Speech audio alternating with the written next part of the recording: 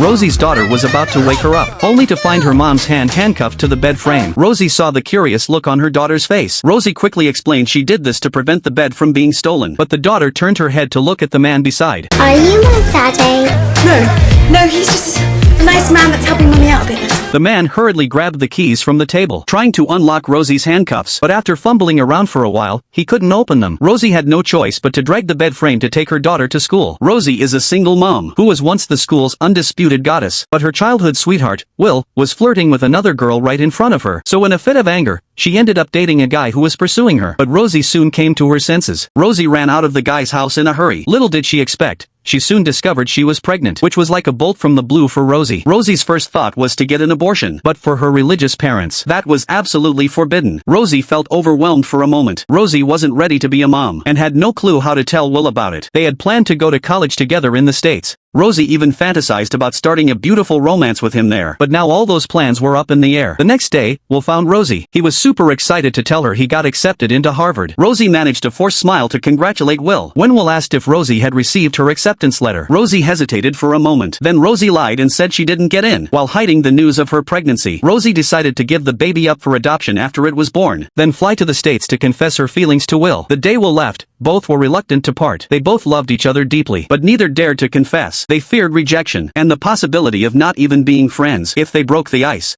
In the end, they said their goodbyes with a tight embrace. Rosie watched Will walk away. Her eyes had already turned red without her noticing. Rosie made up her mind to give the baby up for adoption as soon as it was born, then fly to the States to confess her love to Will. But when the baby was born, that feeling of blood connection made Rosie instantly change her mind about giving the baby away. Rosie gave up on going to the States to find Will, and started to take on the role of being a mom. Rosie worked as a hotel maid while taking care of her child, despite how tough it was, but Rosie found joy in it. Until one day, Will suddenly showed up at Rosie's doorstep. Rosie quickly hid everything related to the child, but she didn't know that Will had already learned from friends that Rosie had a child. Rosie thought Will would be furious, but surprisingly, Will didn't blame Rosie for hiding the truth. Will even gently rocked the baby to sleep, and offered to be the child's godfather. Rosie looked at the man she deeply loved, wishing time could freeze in that beautiful moment. They went to the beach. Rosie confessed everything to Will. I think not telling you, so there was at least someone out there who still saw me as Rosie, and not this